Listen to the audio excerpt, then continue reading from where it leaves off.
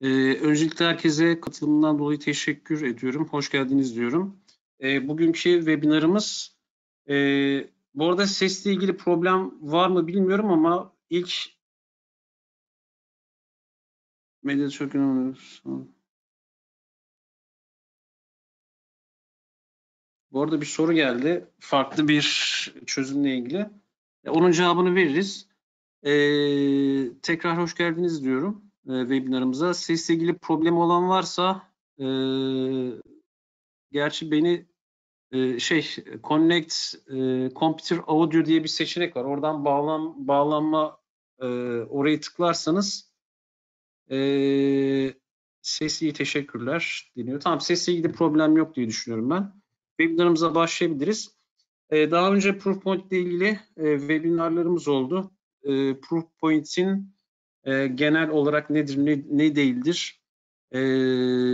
Bununla ilgili webinarlar yaptık. Proofpoint hakkında size bilgilendirmelerde bulunduk. Bugünkü webinarımız yine duyuruda olduğu gibi meta ürünü hakkında olacak. Proofpoint'in yeni kendi ürün ailesine katmış olduğu bir ürün bu. Bu arada webinarda ben tek başıma olmayacağım. Şengül Hanım, Proofpoint tarafında Şengül Hanım var ve Mark var. Kendileri bize eşlik edecek. Onlara da teşekkür ediyorum bu arada. Webinarımızı beraber yapacağız. Bu webinarı aslında daha ileri bir tarihte Türkçe olarak düşünüyorduk ama son zamanki biliyorsunuz durumlardan dolayı bize çok fazla da istek gelmeye başladı. Kullanıcılar artık evden çalışıyor biliyorsunuz. Bu yönde müşterilerimizden istekler gelmeye başladı bize. Kendimizi yani ekskluzif olarak hızlı bunu nasıl yaparız, nasıl hemen müşterilerimizi bir webinar bilgilendirmesinde bulunuruz diye düşündük hızlıca. Ve Mark sağ olsun bize yardımcı olacak. İlk 5-10 dakika ben bir Proofpoint anlatacağım size yine bilgi tazeleme amaçlı olarak. Sonrasında Mark bize meta ürünü hakkında bilgi veriyor olacak. 10-15 dakikalık bir webinar sunumu olacak. Sonrasında yine bir 10-15 dakikalık uygulama bir demo gösteriyor olacak. Yani totalde webinarımız 30-40 dakika arasında değişecek. Ve şöyle bir şey de var. Tabii birkaç ay sonra bunun Türkçesini de yapacağız. Dediğim gibi ihtiyaçtan dolayı hızlıca böyle bir şey yaptık. Karar aldık. Beraber yapma kararı aldık. Ve aradan zaman da geçiyor. Meta'nın bir kampanyası var bu arada. 6 ay bedava kullanım kampanyası var. Onunla ilgili de size bilgi verilecek. Bir neden de bu yüzden dolayı çok fazla ertelemek istemedik. Bunun ürünü bilin, tanıyın. Bu kampanyadan haberiniz olsun diye birazcık böyle erken aldık. Meta aslında birazcık bildiğimiz VPN teknolojilerinden farklı. Biliyorsunuz normalde SSL VPN IPsec tabanlı yapılıyor. Bunun için ayrı bir çözüm alıyoruz. Üzerinde politikalar vesaire tanımlanıyor. Kullanıcılar bizim şirketimiz bir IP anons ediyoruz dışarıya. Kullanıcıların bağlanması için. Bu IP üzerinden kullanıcılar geliyor. İşte kendi kimlik bilgileri doğrulaması oluyor. Bir takım host checker'lar yapıyoruz. Kullanıcılar login olduktan sonra kendi yetkileri doğrultusunda kaynaklara erişebiliyor. Burada Proofpoint Meta ile birlikte farklı bir yaklaşım açısı getirdi. Çok farklı. Normal bildiğiniz SSL VPN çözümlerinden farklı bir teknoloji içeriyor bu. Ben de ilk gördüğüm zaman bu farklı bir şey olduğunu gözlemledim. Bu dedim normal bir VPN çözümü değil. Gerçekten farklı bir çözüm. Ben de bu çözümümüzü dinlediğiniz zaman beğeneceğinizi, size biraz farklı ve sıra dışı geleceğini düşünüyorum. Bu arada Mark, Şengül, beni duyabiliyor musunuz? Mark, can you hear me? I can hear you. Yeah, that's great. Thanks, Emre. Okay. Thank you, Mark. Şengül Hanım, siz duyabiliyor musunuz? Bu arada sizin tekrar bir ses kontrolü yapayım. Pardon, sizin sesinizi Şu an sizin sesinizi açtım. Tamam, merhabalar herkese, hoş geldiniz öncelikle. Açılış için de çok teşekkürler Emre. Evet, duyabiliyoruz. Tamam, açılış için senin söylemek istediğin bir şey var mı? Sen yeterince güzel açıklama yaptın, ancak benim fikrim bu işi öncelikle uzmanına bırakmak tabii. Evet. Ben senin açıklamanı, yani en azından girişini yeterince açıklayıcı buldum. Senin yönetmeni bekliyoruz. Tamam, teşekkürler. Bu arada kendimi tanıtayım. Yunus Emre Bektaş, ben Exclusive Networks'te güvenlik mühendisi olarak çalışıyorum. Exclusive Networks'ü biliyorsunuz az çok. Türkiye'de biz distribütörlük yapıyoruz. Birçok network, güvenlik ve veri depolama tarafında ürünlerimiz var, çözümlerimiz var. Burada biz katma değerli bir distribütörlük veriyoruz. Hem müşterilerimize hem partnerlerimize. Katma değerlik yani ürünün sadece sat gitsin mantığı değil. Arka planda yine ürünün teknik destek, eğitim vesaire hem partner tarafında hem müşteri tarafında bu tip hizmetleri sağlayarak katma değerli bir distribütörlük vermeye çalışıyoruz müşterilerimize ve partnerlerimize. Bugünkü ürünümüz, desteğini verdiğimiz ürünümüz Proofpoint. Proofpoint yine bir kısaca nedir ne değildir çok fazla tutmayacağım. Zaten bir 5 dakikasını ben yedim şu an. Bir 5 dakika hızlıca anlatacağım. Sonrasında sözü Mark'a bırakacağım ben. Proofpoint kimdir, nedir, ne yapar? Bu sunum aslında genel bakış anlamında güzel bilgiler veriyor bize. Bir kere Proofpoint e-mail gateway alanında lider bir firma. Bunu öncelikle bilmemiz gerekiyor. Gartner tarafında 19 senedir lider bu alanda. Ağırlıklı olarak önceden sadece e-mail tabanlı hizmetler, ürünler sunuyor diyorduk. Şu an yapısında farklı ürünler de gelmeye başladı ama yine ana fokus alanı Proofpoint'in e-mail protection. Burada birçok modülümüz var bizim. E-mail tarafındaki güvenlik için e-mail protection, information protection, security awareness training. Bunlar bizim modüllerimiz. Bu modüller de kas bir çözümü yine. Gartner'da uzun zamandır lider konumunda. Gartner'da neden lideriz? Çünkü baktığınız zaman birçok müşterimiz var.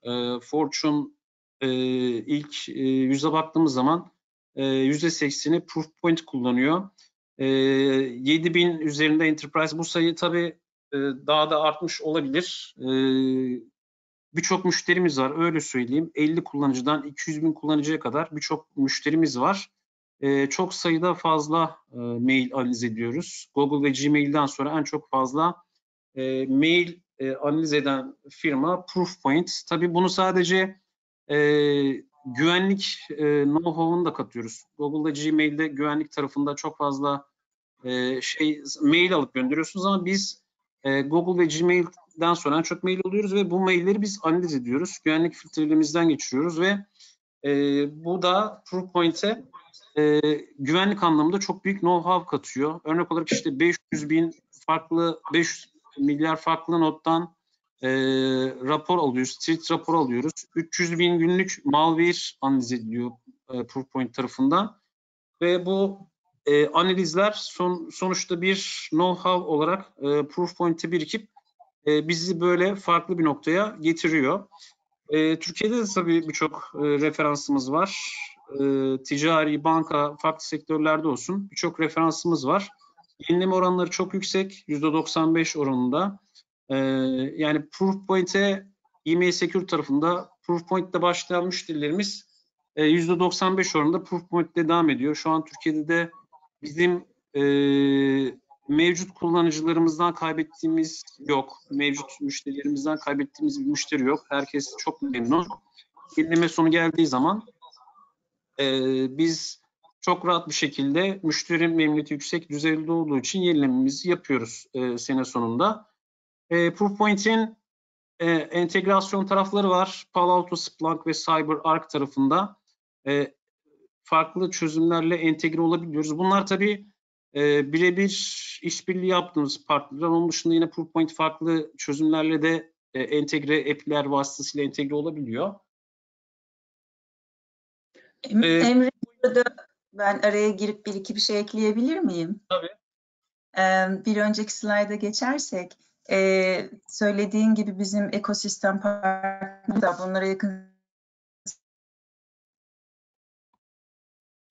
Bu arada sesin gitti Şengül. Duyuyor musun? Şu an sesin gelmiyor. Ya da ben duyamıyorum sadece, bilmiyorum.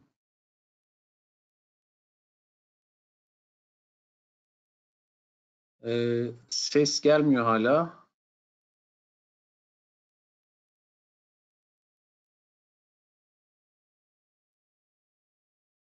Tamam, ses gitti. Ben devam edeyim istiyorsanız. Sonrasında yine sunumu bitirdikten sonra Şengül'ün ekleyeceği bir şeyler olursa. Evet, onun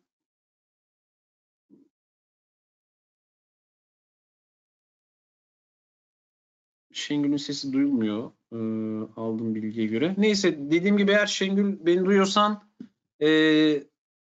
sunumu bitirdikten sonra şey yapabiliriz tekrar.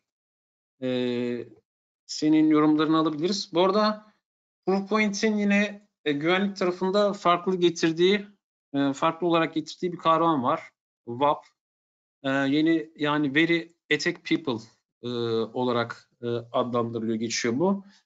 Nedir bu? VIP'ten farklı bir kavram aslında. VIP biliyorsunuz VIP kullanıcılar var şirket içerisinde, CEO'lar, firma sahipleri vesaire. Bundan farklı olarak Proofpoint'in geliştirmiş olduğu VAP kavramı var. Very Attack People. Yani bir kurum içerisinde en çok alan kullanıcıları Proofpoint ayırıyor. Aslında buradaki ayrımın amacı insan odaklı bir güvenlik şeyi var, bakış açısı var Proofpoint'in. Burada işte farklı tipte atak alan kullanıcıları tespit ediyor. Bu kullanıcılar işte düşük güvenli kullanıcı grupları var örnek olarak. Kendisine mail geldiği zaman bu maili güvenlik seviyesi düzeyi düşük olan kullanıcılar var firmada. Her firmada var biliyorsunuz. Mail geldiği zaman mailin neresine bakacak, neresini kontrol etmesi gerektiğini bilmiyor bu kullanıcılar ve işte mail içerisindeki URL'lere, zararlı URL'lere, attachment'lara hemen tıklayıp açıyorlar ve virüste, atakta hızlı bir şekilde firma bünyesine girmiş oluyor. Proofpoint bu kullanıcıları ayrı bir kategoride değerlendiriyor. Onun dışında işte yüksek atak alan kullanıcılar var. Bunlar ayrı bir kategoride. Bir de riskli kullanıcılar var. Organizasyon içerisinde hassas verilerle uğraşan riskli kullanıcılar var. Bunlar ne tür avantaj sağlıyor size? Bir kere siz bu kullanıcıları organizasyon içerisinde tespit ettiğiniz zaman bu kullanıcılara özgü politikalar, güvenlik politikaları oluşturabiliyorsunuz. Bu kullanıcılarla ilgili eğitimler verebiliyorsunuz. Mesela bizim bir eğitim modülümüz var. Ondan da hızlıca bahsedeceğim ben. Mail geldi, nasıl davranacağını bilmiyor. Kullanıcı ne yapacağını bilmiyor, neyi kontrol etmesi gerektiğini bilmiyor. Bu kullanıcıyı tespit ederek Proofpoint vasıtasıyla bu kullanıcıya özgü ya istiyorsanız kendiniz güvenlik politikaları, eğitimleri düzenleyebilirsiniz. Proofpoint'in de bu konuda size yardımcı olacağı ürünler var, araçlar var. Bu şekilde bu tip kullanıcılarla ilgili güvenlik düzeyini arttırıp risk alıyorsunuz. Bunun dışında yine Proofpoint'in TAP ürünü var.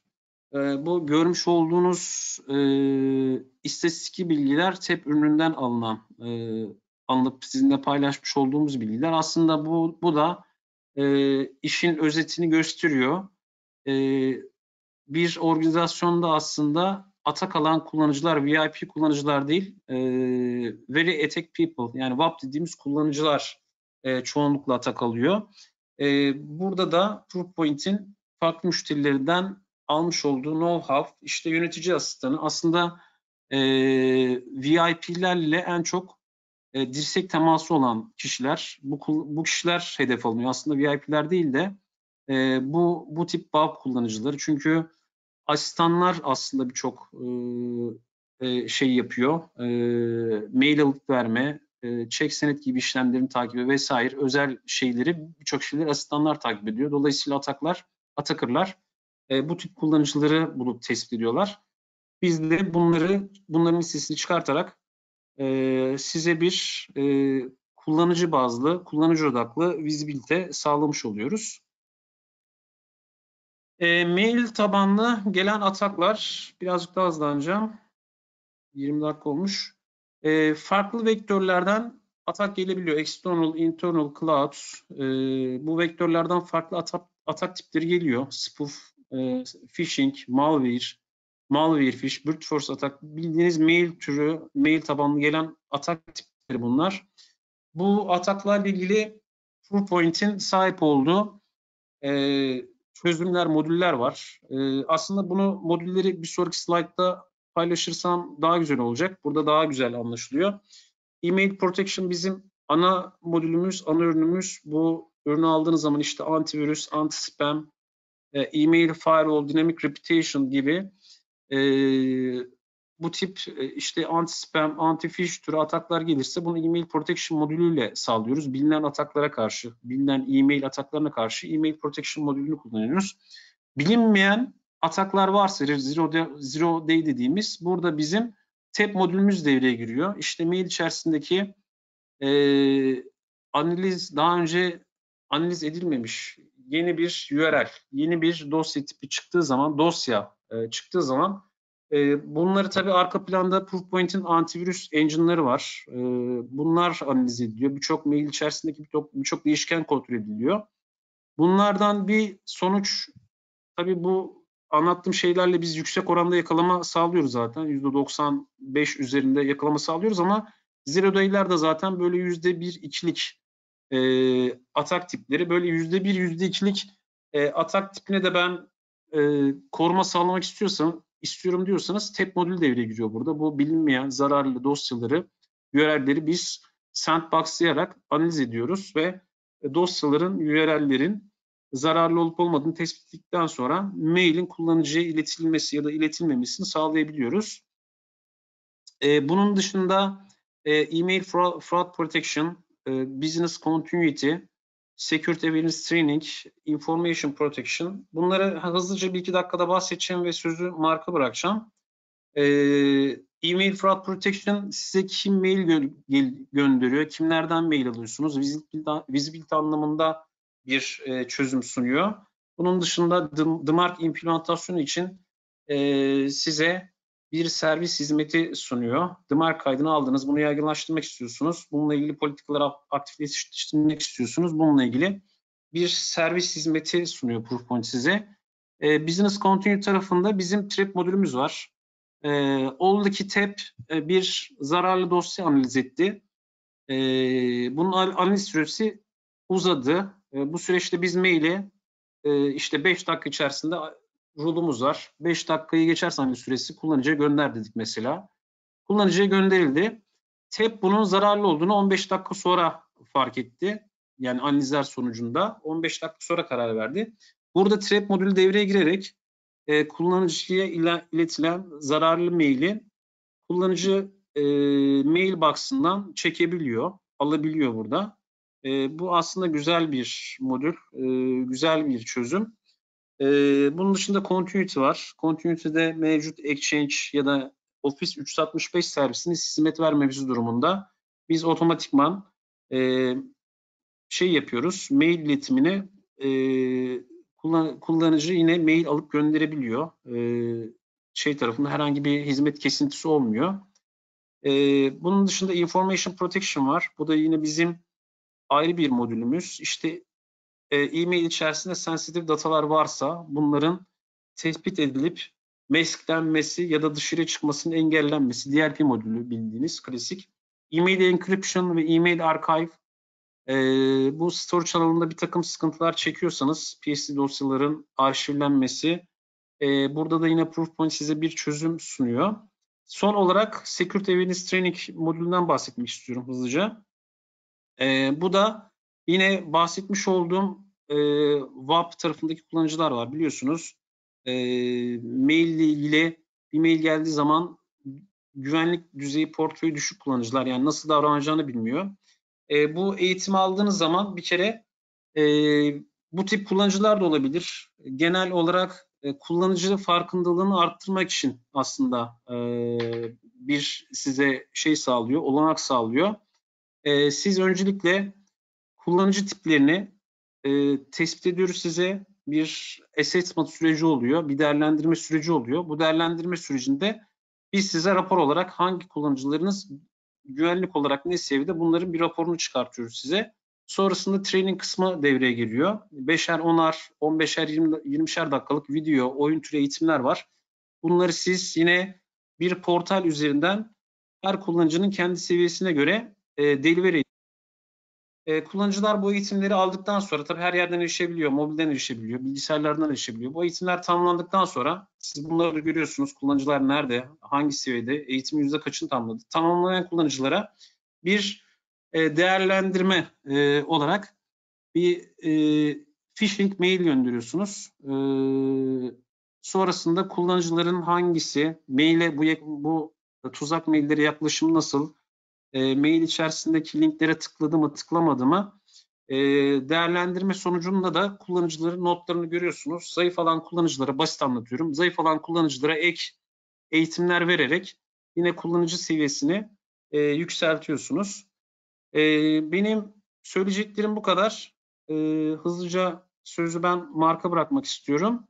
Şengül, senin ekleyeceğin bir şey var mı? Bu arada Şengül, bir saniye. Belki ses yine... Çok teşekkürler. Duyabiliyor musunuz? Evet Şengül. Bu arada Tamam. senin mikrofon otomatik kapandı. Ben de anlamadım. Şöyle, benim bulunduğum yerde maalesef broadband, Wi-Fi bağlantıları çok zayıf. O yüzden 2 kere maalesef bağlantım göçtü, tekrar bağlanmak durumunda kaldım. Bu nedenle ben çok dahil olmamaya çalışıyorum. Çünkü dediğim gibi her an düşebilir. Çok teşekkür ederim sunum için. Bundan sonrasında Mark devralacak. Hem bir teknik sunum hem de bir demo yapacak ve İngilizce olacak. Eğer herhangi bir şekilde anlaşılmaz ise, herhangi bir dil sorunu olursa lütfen soru kısmına yazın. Emre de bana yönlendirebilir ve size mümkün olduğunca açıklama yapmaya çalışırız. Mark, it's your turn. Bu arada bir saniye, ben bakın. Mark. That's great, Emre and Shen. Thank you so much. So let me just share my slides out here. Hopefully we can get into presentation mode. There we go. So Emre, thank you so much for a great introduction to Proofpoint and in particular the people-centric theme, which we're going to continue now, and we're going to focus on the people-centric aspect of remote access.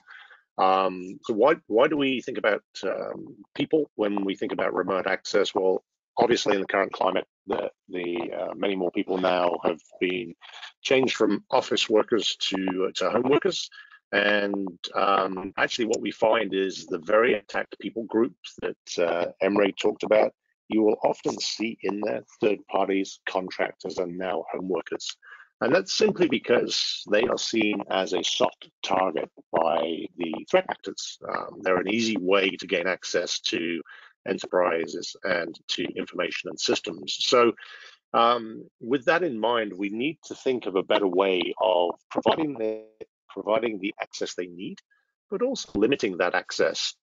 That access could be to cloud applications, to infrastructure as a service, software as a service, and hybrid platforms, but also to on-premise and to data centers. So we need to find a way to do all of this, but also address the risks that we see with remote access, because these very attacked people are often targeted with credential phish, with stealers and malware aimed at stealing their credentials, but also remote access Trojans as well. So that's an important thing, particularly in recent weeks, that we need to address. Why are we looking at this in a different way than we have before? Well, very simply, the access that we have now is much more than it has ever been. We have more devices, more different networks with different security postures, and our applications no longer live just in the data center. This obviously varies country by country, region by region, but in general, more and more things are moving towards the cloud, and we need to be able to secure the applications and the information that lives on premise and in our data centers, but also the applications and the information that lives in the cloud. How we've done this before has been with VPN, which is a great solution if everything lives in the data center. However, as we just saw, it does not anymore. So when you connect a VPN, what you're really doing is you're connecting a machine to a network, and you're probably trusting the network. And if that network is the internet, if that network is AWS or Azure, that might not be the best decision anymore. So actually what we need to do is think about how we can secure all of those environments, but also think about addressing some of the specific challenges we see with VPN. VPN, for example, can give poor user performance. What do I mean by poor performance?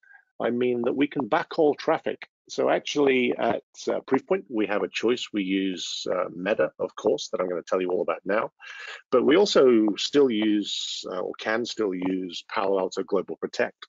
So me personally, when I connect with Palo, I connect to Reading, which is in the west of London. I often find my internet gateway is set to the US, to Sunnyvale, California, our corporate head office. And that means immediately all of my traffic goes to the US and then pops out onto the internet in the US. If I want to access a resource that's hosted in Europe, so Paris or Frankfurt, for example, then I come all the way back. That round trip injects delay, it injects latency, and that can cause applications to perform really poorly. Think about home workers now. We took them from their desk in the office, we sent them home, and now potentially we give them applications that don't work as well as when they're sitting at their desk in the office. The other aspect to this is that anytime you get a client and a server not speaking well, not communicating well, you get a session that's hung, that's an opportunity for a threat actor to hijack a session, or even worse, to compromise an account. So actually, poor performance also is a security concern. A couple more things to think about with VPN. VPN is trust-based. Like I said, it connects machines to networks. It trusts the network. It does not have a strong sense of policy, of identity, of the applications that the user needs. So actually, it gives too much access. It allows people to do what we call travel east-west on the network, move from system to system to system, which might be okay if they're an employee. It's definitely not okay if this is a compromised account and this is a threat actor. And if it's a third party, it's probably still not okay as well, because you want to limit what they can get access to. Then thinking about how VPN works, basically it works using inbound ports. We open holes in the firewall to allow traffic to flow. So actually those inbound ports, what they do, they advertise your IP and your DNS to the internet. There's actually a lot of really well-documented examples of that information being used to attack and to compromise organizations. And then the final piece with VPN, it can be extremely complex to manage. With VPN access, you touch between 5 and 15 different systems. So the firewall, the gateway, the router with VLANs and segments, Active Directory, the applications, the endpoints, any security controls like content or URL filtering, whitelisting, even the user accounts as well, and not to forget IDP as well. So actually, there's lots of complexity when you think about organizations with multiple sites, multiple application environments in the cloud and on-premise, and then many, many users. And of course, in recent weeks, the number of users using VPN has risen dramatically. So that work is huge. I've spoken to customers in recent weeks who tell me it takes 7 weeks to provide access. If you need to send workers home tomorrow, 7 weeks is not good enough, right? So other customers tell me that they stop every single project except remote access, because that's all they can do. So how do we do this a better way? Well, let's introduce you to Meta. Meta is a global network. It's delivered as a network as a service solution. It is delivered over more than 30 different POPs. The POPs, the points of presence, they map to the major metropolitan locations. There are 5 in mainland Europe, then moving into Asia and the US and the rest of the world. The backbone is an IPv6 backbone. So inside the mesh, you use IPv6, and we do that automatically. We NAT automatically. Using IPv6 gives us some great advantages and some intellectual property that we've developed to improve the security and improve performance.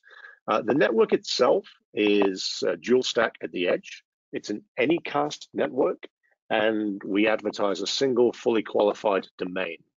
So that means that the first way of connecting, or the primary way of connecting, is with a domain request, but you can also use an IPv4 address or an IPv6 address. So let's think about how we get users into the system. We can connect to any directory, including Active Directory and any LDAP.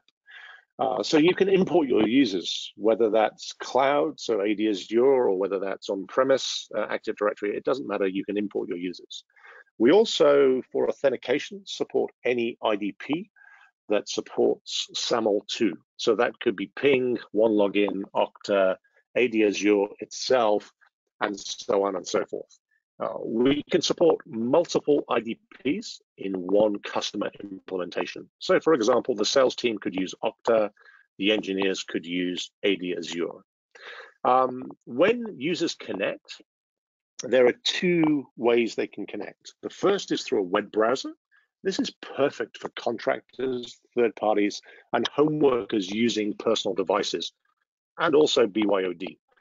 So you connect, you authenticate with the IDP, and in your web browser, you're given a web page, which is your policy. It has an icon for each application that your policy says you have access to. And this way of working will support HTTP, so web applications. It will support RDP, so remote desktop, VNC, another flavor of remote desktop, and also SSH. So actually that gives broad support for really a lot of modern applications. And in recent times, a very popular use case is using the web browser connection to RDP to a machine sitting in the office for a home worker using a personal device. Super simple, and the user can do everything just as though they were sitting at their desk. The second way of connecting is to, bear with me, is to use an agent. The agent installs on Windows, Linux, and Mac, also Android and iOS. It uses the IPsec stack of the native operating system to build a tunnel.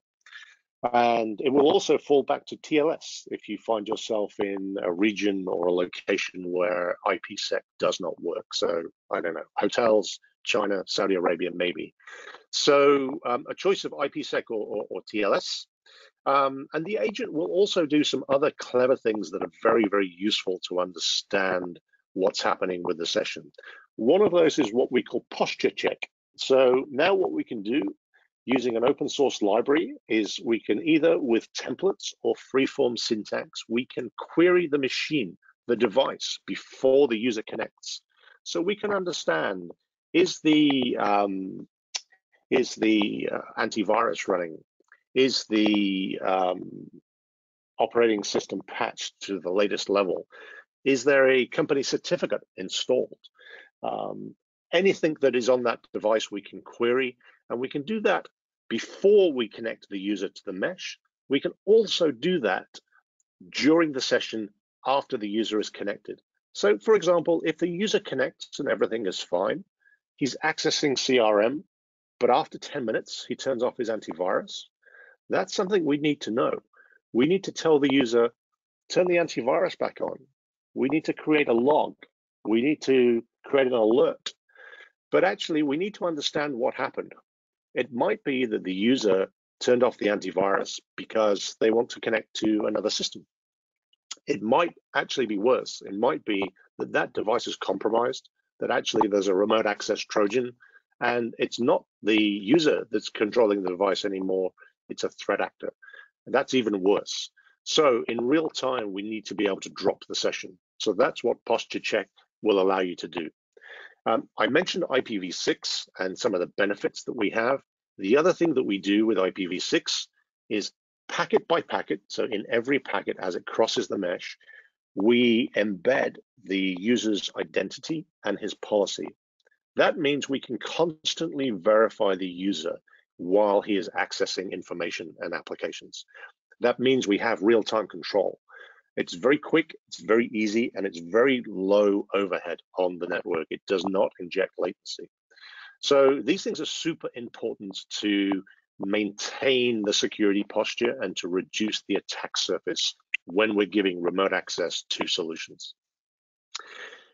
What happens with both the web browser and the agent is that users are automatically geolocated to the nearest point of presence. They always have the shortest path and the fastest path to the application. What that means is no more choosing the gateway, no more understanding where is my application. You just get the fastest connection automatically. Let's think about how we connect applications. This is super important. The blue circle here is the connector. We call it a Metaport. It's a lightweight virtual machine, 2 virtual CPUs and 4 gig of RAM. It installs on any hypervisor, and we have images for every cloud platform. So that's Amazon, Azure, and Google. The Metaport, the connector, it has 2 simple jobs. It nats and routes, so it is installed close to the applications. So whether that's in the cloud, on-premise, or in the data center. And then the most important thing it does is it opens the tunnel to the cloud, to the meta network, to connect your applications. It opens the tunnel with 2 outbound ports only. Only UDP ports 500 and 4500. These are the IPsec ports. Because it's only outbound ports, what that means is you do not need inbound ports for Meta to work, but you still get all of the application access. This means that all of the traffic is dark to the internet. This means that you no longer, like VPN, advertise your IP and DNS to the internet. This is super important. It basically means you can deliver your applications over the internet. You can take your your office workers, you can make them home workers, and you can use the internet to deliver applications and information with no risk. So it's a really, really exciting thing to be able to do.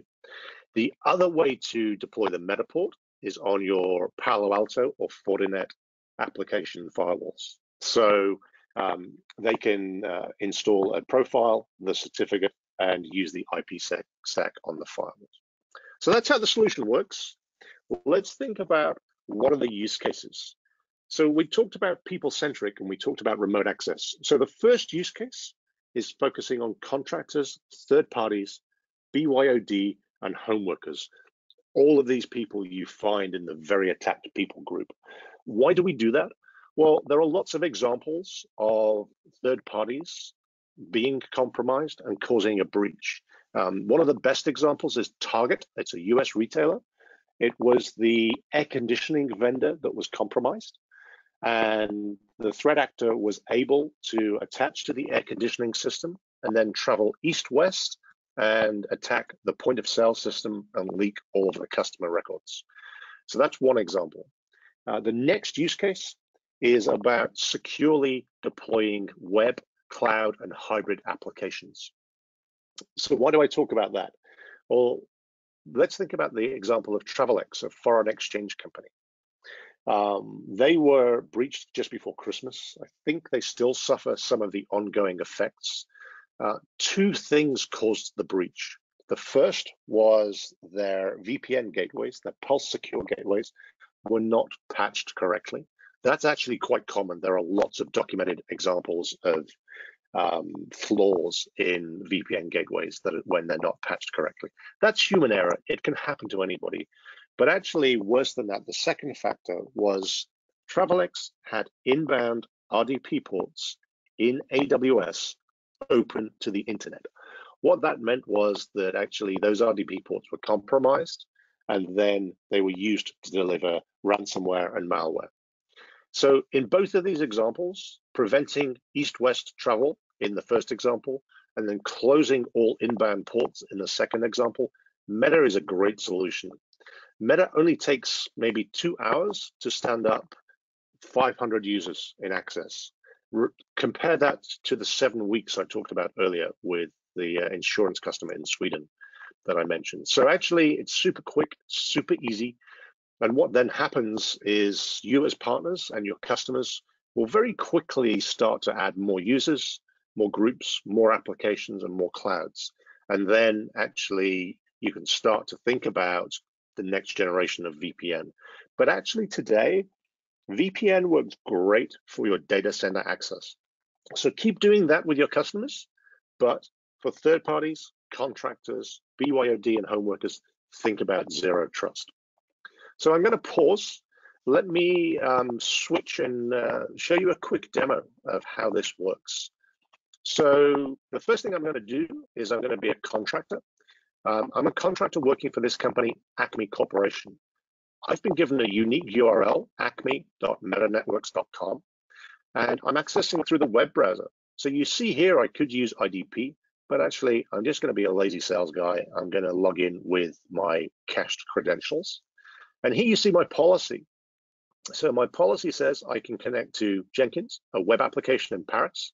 I can SSH to Azure, or I can connect to my Windows machine via RDP. I want to connect to my Windows machine. So let's click on that.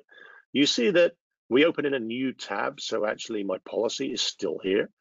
In this new tab, now I can log into my Windows machine. So I'm already here at the login prompt. I log in. And the next thing I'm doing is I'm on my desktop and I can work as normal. So I've got access to my email here. I can also get to my files and I can do everything that I would do as though I'm sitting in the office. Super easy, very quick. Let's think about where this machine is. If I refresh this, what you'll actually see is that this machine is hosted in AWS in the US. It's in Virginia, it's on the East Coast. So I didn't need to understand which gateway to connect to. I didn't need to understand where my device is. I went to a web browser, I clicked connect. Super simple, very quick and easy. So that's a contractor, that's using a web browser, that's nothing to install. What I also have here though is my agent. So the first thing to know is that my agent is actually multi-profile. So I can connect to different organizations or different parts of an organization. What I also have here with my agent is my policy again. So I'm using the same company, Acme. I'm using the same identity, Mark. And unsurprisingly, I have the same policy. So if I am not connected, but I click on my desktop connection, it takes me back to the web page. So that's actually super useful. The user doesn't need to understand much. But if I want to connect, I just go ahead, I click connect. Again, I'm not choosing a gateway. I'm connecting with IPsec in this case, but it could be TLS. And the agent is going to connect. It's going to build the tunnel. It's going to check my credentials, as you see. It's actually going to ask me to log in because this is my first demo today.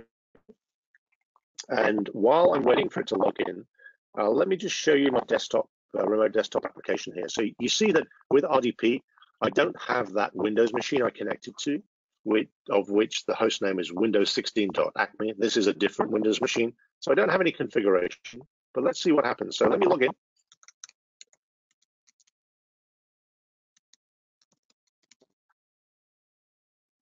Let me spell my company name correctly.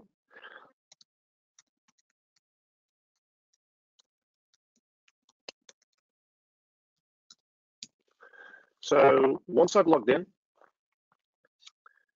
I make my connection. Now I can go back, I can look at my policy, and I can click on my Windows machine. What happens is it calls RDP automatically. It builds the config on the fly, and here I am at the login prompt of my Windows machine again. So all of this is super easy for the user and very, very quick to get access, especially if you get the password and the username correct. Let's try that one more time.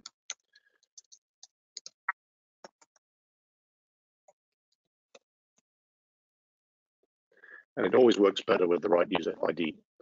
So now I'm connected. Now I've got my FAT client session. And in this mode of working, I can even do things like file transfer, CIFS, SMB. I can do audio, video if the remote desktop is configured to do that. So that's now FAT client remote desktop. What I can also do with my agent is I can take a look at the network connection. So I can go to the support area and I can look at my network. What we're going to see here is which POP I'm connected to. So you see I'm connected to LHR, that's London Heathrow. I can check the performance. So actually there's a little bit of latency, now it's improving. So that's pretty good. I can also see here my IPv6 address that I get when I connect to the POP. This is what I use to cross Meta. But I can also see here the rest of the artifacts of my policy as well. So I start to get some really useful information. Using the agent, any application on my device will now work. So that could be SAP, could be CRM, it could be Windows, Office 365, anything that you need, including your custom applications. So let's go back and look at the admin console and understand what's going on here. So the portal, because I'm an administrator on this system, I can toggle to, ordinarily a regular user would not see this, but I can get to the portal. A couple of things to note. You'll see here organizations. Meta is fully multi-tenant. It's MSP ready. So if I want to manage a different organization, I just go here to the top. I click on another organization, and now you see I'm actually managing a different customer. So for partners who love MSP services, we're ready. We can go tomorrow, so that's great. The other thing that we have here as well with the dashboard is some very useful high-level information. So numbers of devices connected, throughput, traffic, types of devices, types of applications, and we can also see the map of the POPs as well, and we can see the status, and everything is green, which is good. Let's think about logs. I'm sure you have lots of questions about that. So we talked about being able to bring in users with Active Directory. We talked about building meta ports, which is the first job that we do after bringing in the users. Then we define our resources, our applications. That's super simple. And then the final bit we do is we build policy. Once we've built policy, let's just take a quick look at a policy and then we'll come back to logs. So policies are very powerful, but also very flexible. So this is not like writing firewall rules. So I'm looking at my contractor policy. I've got three simple pieces: sources, targets, and ports. So what you see is everything can be done ahead of time and then enabled. This can all be done by API. Everything in Meta is API first. So we actually have customers who do not use our UI. They just use, for example, Jenkins or another automation platform. So you can automate everything here. But let's look at this particular policy. So it says a contractor group has access, but actually this could be a device, it could be a subnet, it could be an individual user, or any object. So these policies, the same is true of targets. These policies can be any to any, no limitations, no licensing of applications, super flexible, but also super powerful. So that's looking at policy. So once we've built our policy, what do we need to know? Well, we need to know what's happening. So we have logs. We separate our logs into three buckets. We have traffic logs, so they're very detailed. They include source IP, destination IP, gets and posts if you're running web applications, all of the session detail that you need. We also have an audit log of all of the actions taking place in the system. And then we have the security log. So security is all of the login attempts, both successful and unsuccessful, and the posture checks. So when I connected my agent, you didn't see the posture check, but it happened automatically in the background.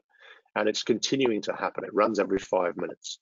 So actually what you can see here, we can drill down and we can see that the posture check that I ran, that was for my operating system. Is it patched correctly?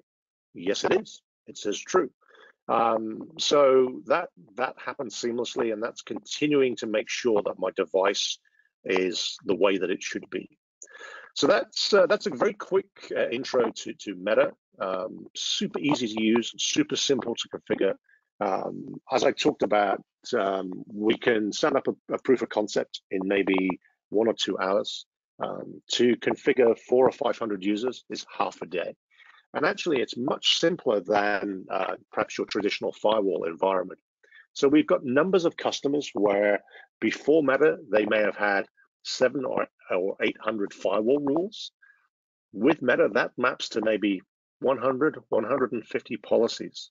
So it's much simpler to give access and much easier to manage.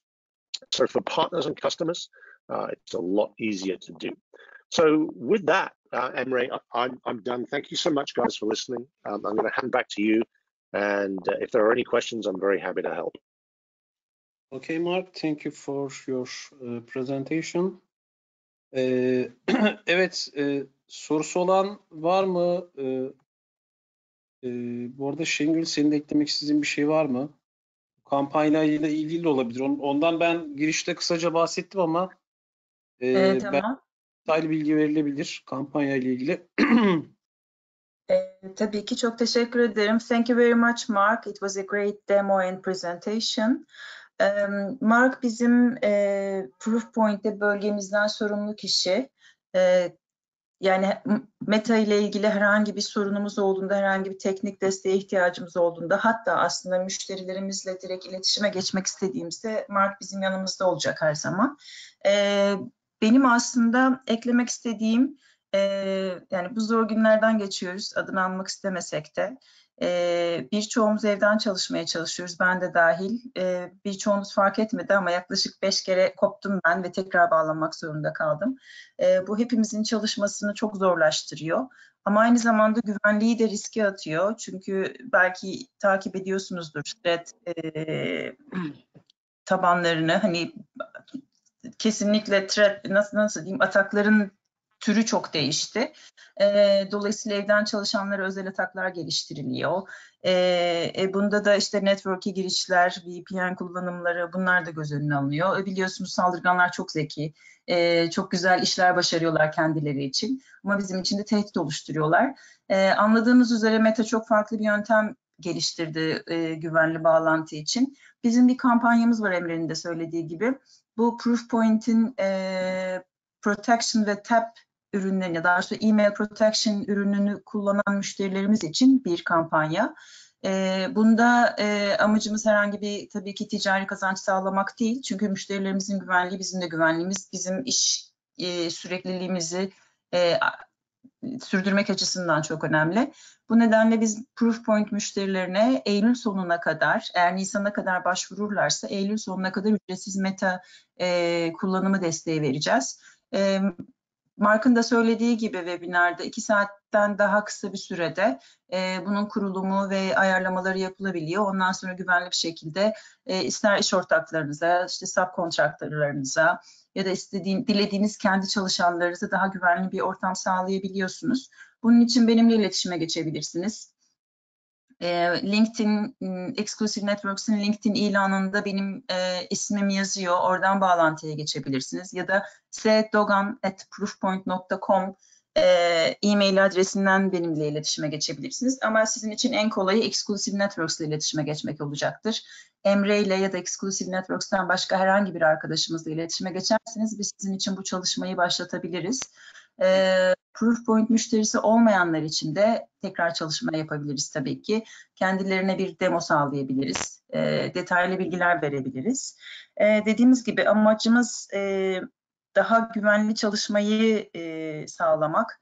Herkesin aklı rahat bir şekilde evden çalışmalarına devam etmek ya da evden olmasa da ofis dışında çalışmalarına devam etmek ve aynı zamanda işlerin sürdürülebilirliğini devam ettirmek. Yani bir evden çalışıyorsunuz diye işte üçüncü parti çalışanlarınız, subcontractorlarınızın network'ünüze bağlanmasına engel olmadan onların da işlerin devamını sağlamak.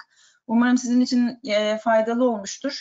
Dediğim gibi herhangi bir ihtiyacınızda, sorunuzda, talebinizde bana ya da Exclusive Networks'e, Emre'ye ulaşabilirsiniz. Biz buradayız. Benim bu kadar. Bu arada bağlantım için özür diliyorum. Zaman zaman çok büyük sıkıntılar yaşadım. Belki konuşulanları, soruları duymamış olabilirim. Varsa sorularınız cevaplayabiliriz. Bu arada ben chat panelden bir tane gördüm. Mark, we have a technical question. What about, say, two-factor authentication? Meta is support two-factor authentication?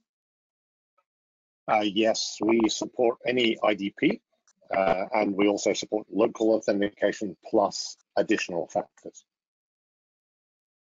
Okay, thank you. Bu sorunun cevabı olmuştur umarım. Başka sorusu olan varsa bekliyorum ben birazcık. Teknik sorular varsa cevaplarını verebiliriz. O sırada ben kısaca Meta'nın avantajları, Zero Trust bir model sunuyor size. Normalde bildiğiniz gibi VPN yaptığınızda kullanıcılar VPN'e connect olduğunda tüm genelde kaynaklar açılıyor kullanıcılar. Ağ içerisindeki herhangi bir yere erişebiliyor. Burada Zero Trust'ta demoda da gördüğünüz gibi kullanıcı sadece işte ona hangi application, hangi uygulama, hangi resource publish edildiyse ona bağlanıyor. Bu birinci avantajı, birinci güzel özelliği. İkincisi de normalde biz VPN yapacak kullanıcıya bir public, sizdeki bir public IP'den şey yapıyorsunuz, bu IP'yi dışarıya publish ediyorsunuz ve kullanıcılar bu IP üzerinden VPN yapıyor sizin lokal network'ünüze, data center'ınıza. Buradaki Meta ise böyle bir dışarıya publish edilen bir IP yok. Bir domain, bir DNS name üzerinden siz login oluyorsunuz. Mark'ın da bahsettiği gibi bir makine kuruluyor, sanal makine kuruluyor. Bu sanal makine Meta network'üne bağlanıyor.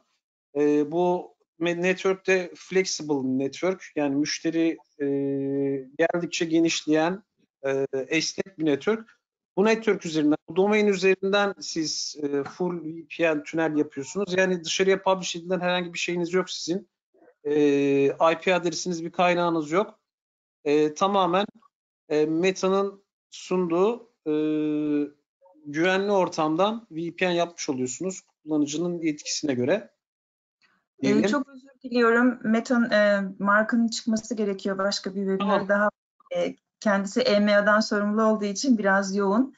Ama dediğimiz gibi herhangi bir sorunuz olursa Emre'ye ya da bana ulaşırsanız biz sorularınızı sonradan size e-mail yoluyla ya da telefon yoluyla cevaplayabiliriz. Thank you very much, Mark. Evet. Biz buradayız hala.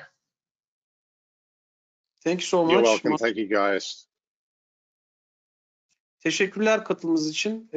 Bir sonraki webinarda görüşmek üzere diyelim. Tekrar bir webinar yapacağız bununla ilgili, dediğim gibi. Yakın bir zamanda Türkçe webinar olacak. O webinarda görüşünceye dek hoşça kalın diyorum. İlginize çok teşekkürler. Sağlıklı günler.